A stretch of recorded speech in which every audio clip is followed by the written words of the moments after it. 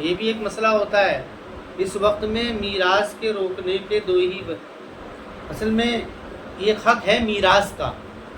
میراث کے سب سے بڑا جو اس ٹائم حق ضائع ہو رہا ہے وہ میراث کا حق ضائع ہو رہا ہے کہ لوگ میراث نہیں دے رہے، میراث کھائی جا رہی ہے کہ لوگ میراث کو کھا جاتے ہیں۔ عام طور سے بھائی جو ہے بہنوں کے حق کو کھا رہے ہیں۔ باپ کی جو پراپرٹی ہے اس کے اندر عورتوں کو حصہ نہیں ملتا ہے، بلکہ عورتیں کو تو حصہ ملتا ہی نہیں ہے، چاہے وہ مالدار ہو یا غریب ہو، حصہ ملتا ہی نہیں۔ کچھ لوگوں کے ذہنوں میں تو یہ بات یہ ہے کہ بھائی ان کو تو کوئی ان کے حصے کا کیا مطلب ہے کہ بھائی جب تک باپ کے پاس میں ہے تو باپ کفالت کر رہا، دیکھ ہی رہا ہے، جب شادی کر دی ہے تو شوہر دیکھ رہا ہے۔ نہیں، قرآن کہہ رہا ہے کہ نہیں، للرجال نصیب مما ترک الوالدان والاقربون مما قل، کہ جیسے مردوں کے لیے حصہ ہے ایسے ہی وللنساء نصیب مما ترک الوالدان والاقربون، عورتوں کے لیے بھی حصہ ہے۔ حصہ ایسا نہیں ہے کہ نہیں ہے، حصہ نہیں مرے گا، لیکن یہ والی بات اچھا حصے نہ دینے کی دو وجہ ہوتی ہے۔ ایک تو یہ کہ بھئی اس کو کیا ضرورت ہے، دوسری وجہ کیا ہوتی ہے کہ مال کم ہے، کہ اگر حصہ بانٹ دیا ہے تو بھائی کو تو اس کے پاس تو کچھ رہے گا نہیں، اس کے پاس تو رہنے کا بھی گھر نہیں ملے گا، تو اس کو قرآن نے واضح کر دیا ہے مما قل منہ او کثر، مال کم ہو یا زیادہ ہو، اگر 1 روپیہ بھی چھوڑ کر کے گیا ہے باپ تو 1 روپیہ بھی بٹے گا، اگر 1 روپیہ بھی چھوڑ کر کے گیا ہے باپ تو وہ 1 روپیہ بھی بٹے گا بھائی بہنوں کے اندر، اس کو مارا نہیں جائے گا، اور اگر 1 کروڑ روپے چھوڑ کر کے گیا ہے تو وہ بھی بٹے گا۔ بٹنے کا مطلب یہ بانٹنے کے اندر بھی قرآن کریم نے حق نہیں دیا ہے کسی کو بھی، خود ہی یہ حق اپنے پاس رکھا ہے۔ میراث کے اندر جو بٹوارے کا حق ہے یہ کسی انسان کے سپرد نہیں کیا گیا ہے کہ اپنے حساب سے بانٹ لو، زیادہ ہے تو اچھے طریقے سے بانٹ لو، کم ہے تو تھوڑا دے دو، نہیں، تھوڑا نہیں دیا جائے گا، جو جس کا حق ہے وہ دیا جائے گا۔ حق کے اندر قرآن کریم نے کیا رکھا ہے کہ لڑکے کا آدھا ہے، لڑکی کا تہائی ہے، مطلب لڑکے کا تہائی ہے، لڑکی کا آدھا ہے، مطلب کیا ہے کہ لڑکے کے لیے 2 حصے ملیں گے اور لڑکی کو 1 حصہ ملے گا۔ 100 روپے ہیں تو 66 روپے لڑکے کے ہوں گے، 66 روپے کچھ پیسے، اور 33 روپے کچھ پیسے وہ لڑکی کے ہوں گے، یعنی لڑکے کا ڈبل ہے لڑکی سے۔ اب ایک مسئلہ یہ بھی لگتا ہے، ایک دور وہ تھا کہ جس کے اندر میراث کو بالکل ختم کر دیا تھا، ایک مزاج وہ ہے جس میں میراث عورتوں کو دی نہیں جاتی ہے، اب بھی نہیں دی جا رہی ہے۔ کتنے ایسے لوگ ہیں جو کہ میراث دیتے ہی نہیں ہیں، کتنے کیا، بلکہ کوئی بھی نہیں ہے ایسا، کہ کوئی بھی ایسا نہیں ہے کہ جو کہ میراث کو دیتا ہی نہیں ہے۔ ایک تو رویہ وہ ہے، اس رویے کو قرآن نے یہاں رد کیا ہے، وَلِلنِّسَاءِ نَصِيبٌ مِّمَّا تَرَكَ الْوَالِدَانِ وَالْأَقْرَبُونَ۔ اور وہ رویہ پیدا کس وجہ سے ہوتا ہے، یا تو اس وجہ سے ہوتا ہے کہ عورت کا کیا حق ہے، یا اس وجہ سے پیدا ہوتا ہے کہ بھئی مال کم ہے، کس کو بانٹیں گے، کیا کیا رہے گا، کسی کے پاس کچھ آئے گا ہی نہیں۔ تو بات یہ ہے کہ اگر 54 ہو تو 54 بھی بٹے گی، جو جس کا حق ہے، ورنہ وہ اس حق کا مطالبہ قیامت کے دن ہوگا۔